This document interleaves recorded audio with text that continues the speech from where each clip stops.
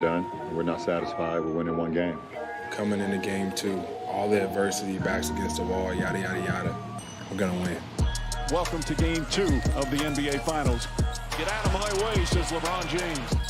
It ain't nothing to it when I do that. Oh, what a pass!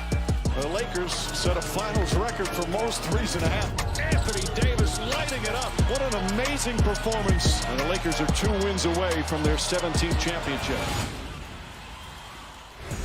Lakers up 2-0 on the Heat. Anthony Davis put on a show again, becoming the third player in finals history to shoot at least 75% on 20 attempts. And you see, he's got Hall of Fame company. 3 of the top 4 shooting performances in the finals have been for the Lakers. Stephen A. Smith with us once again for our finals coverage.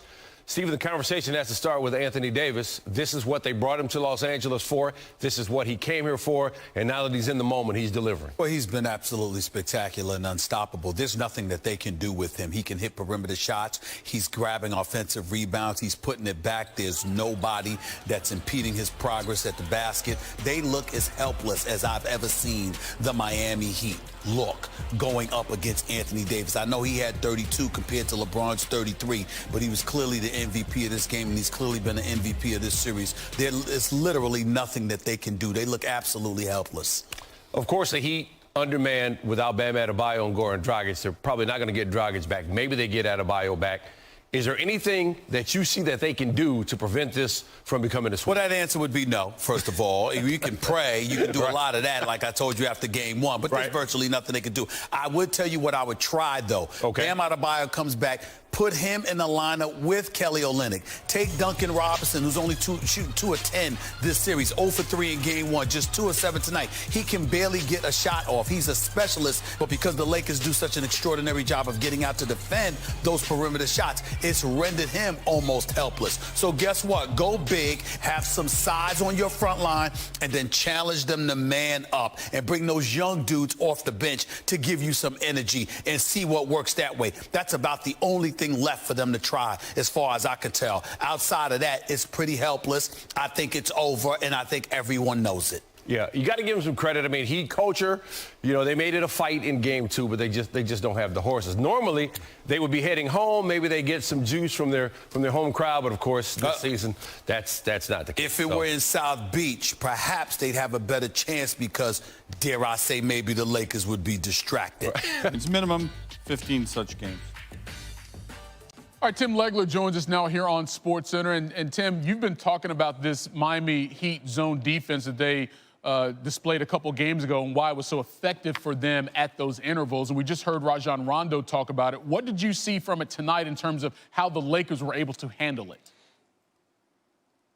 Yeah, the Heat had great success against Boston. There's no question that has had a huge factor in them winning that series. But this is a completely different animal. First of all, you've got size and skill that you could put in the middle of this. And I just thought their play construction and making a concerted effort to get the ball to the middle, to get the ball to the short baseline, the 2 areas on the floor that you absolutely have to get it to attack. You see the way they reverse sides of the floor. When you do that, you end up getting 2 guys in the same place at the same time, which you had Hero and Butler do. And as a result, LeBron is able to hit AD on the cut. Here, once again, keep place to occupy, middle. Morris gets the ball right at the foul line. You're going to pinch in the wings. Wide open 3 out on the perimeter once again for the Lakers attacking that zone. So I just thought that their approach to it was proper in that they understand if you get the ball into the interior of a zone, you are going to have to react and you're going to force multiple communications.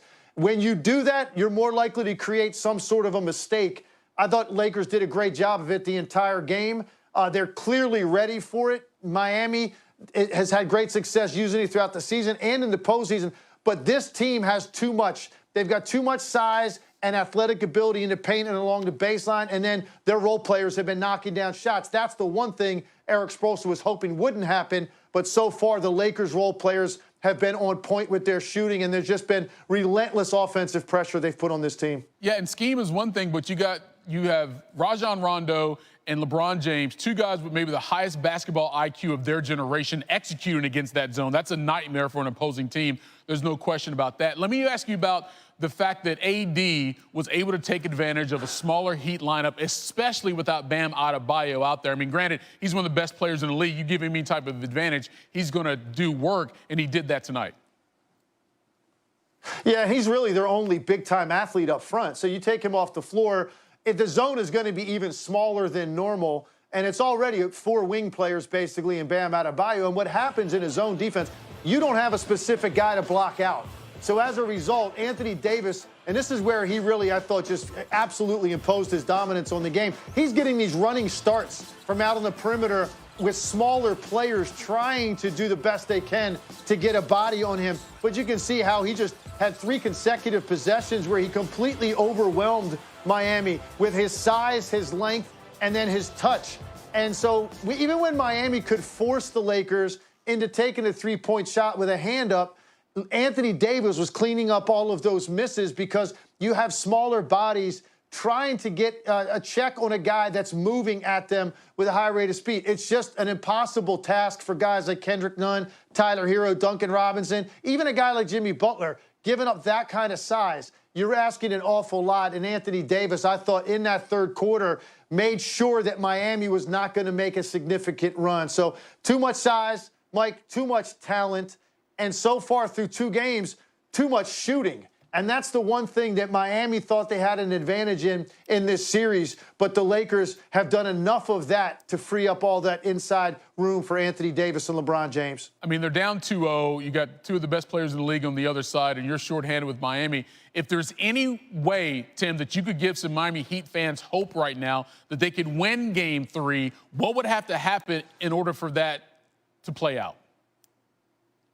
Well, I think, first of all, Bam Adebayo has to play. They just don't have enough athletic ability on the front line if he's not on the floor. So that's the first thing. And I don't know if he's going to. There's talk that he might be available on Sunday. Hopefully he will be. And then they're going to go look at their zone. I mean, I pointed out what the Lakers did well, but honestly, this was not the best effort that Miami has had defensively in that zone. I thought they had a ton of communication errors where they ended up with 2 guys on the basketball. That's a cardinal sin when you're playing a zone defense. The whole point is to make sure that you've got the interior sealed off and you've got guys matched up with shooters so you can close out quickly, get a hand up. If you end up with 2 guys on the ball, you're never going to catch up to it. And I thought there were just a number of possessions in this game that Eric Spoelstra can go to the tape and say, this isn't us. This isn't us at our best. Let's clean this up. You get Bam back on Sunday. This team, I think, scored enough tonight to stay confident.